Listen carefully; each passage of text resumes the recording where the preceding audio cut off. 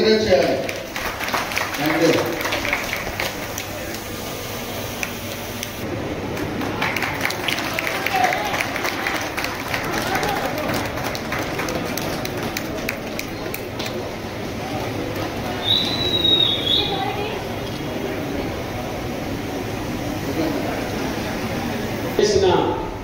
నా శుభాకాంక్షలు తెలియజేసుకుంటూ నాకు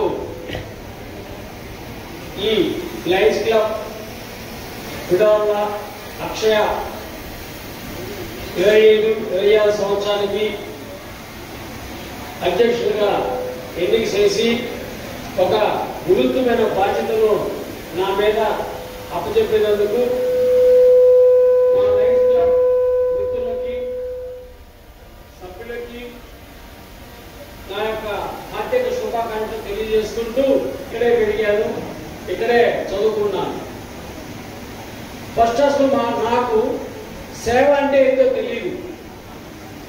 సేవ అనే భావన ఎప్పుడు వచ్చిందంటే మాకు 89 బ్యాచ్ ఒక బ్యాచ్ మేము 10th క్లాస్ చదువుకున్నాం హై స్కూల్లో.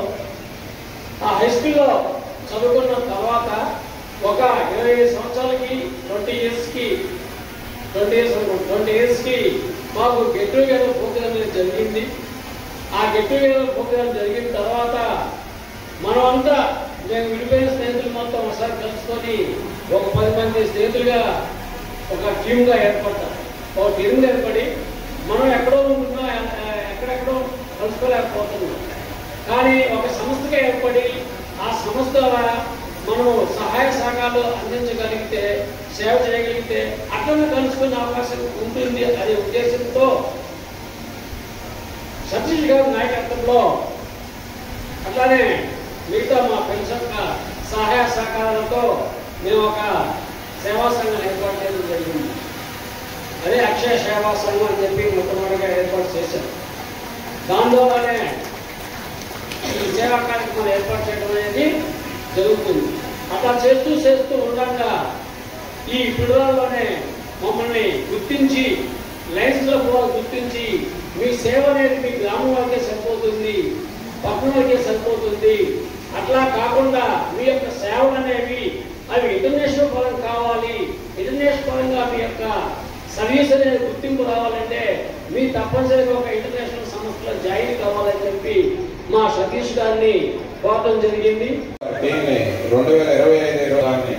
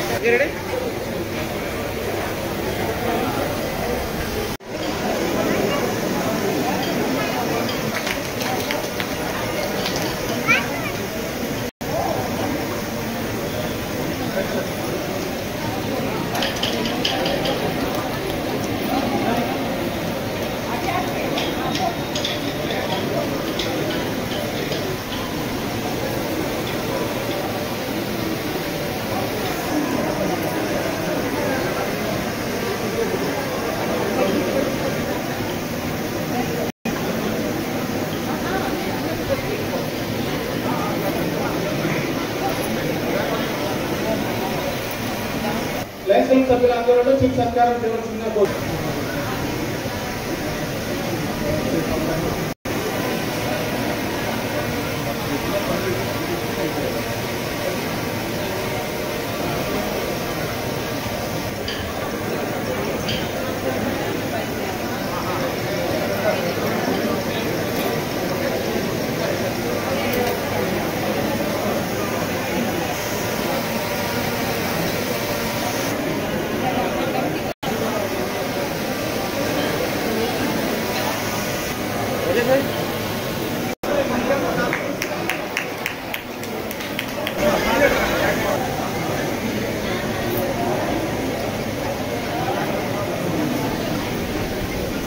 Thank you. అలానే మన ఈరోజు పదవి స్వీకరించినటువంటి శ్రీ ఆవుల జనార్దన్ రావు గారిని కూడా మన సభ్యులందరూ కూడా ఇద్దరు కూడా సభ్య సమేతంగా ఆశీస్సులు అవ్వాల్సిందిగా మనవి.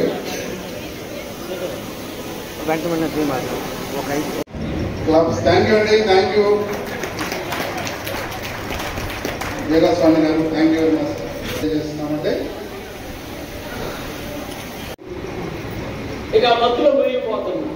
మత్తులు అంటే అందరికీ సహాయం ఉండాలి, ఏదో ముందుకు వెళ్ళాలి అనే ఉద్దేశంతో అట్లా నా చేతనంత వరకు నా స్టూడెంట్స్, నేను ఒక డిగ్రీ కాలేజీ ప్రిన్సిపాల్గా పనిచేస్తాను, ఒక స్కూల్ టీచర్గా పనిచేశాను, జూనియర్ లెక్చర్గా ప్రిన్సిపాల్గా పనిచేశాను. నా చేతన సహాయం పిల్లలకి బుక్స్ విషయంలో కానీ ఫీజుల విషయంలో కానీ నా సొంత డబ్బులు నేను చాలా సహాయం చేస్తున్నాను. అది అట్లాగే కాదు, సేవా కార్యక్రమంలో ముందుకెళ్తున్నాను.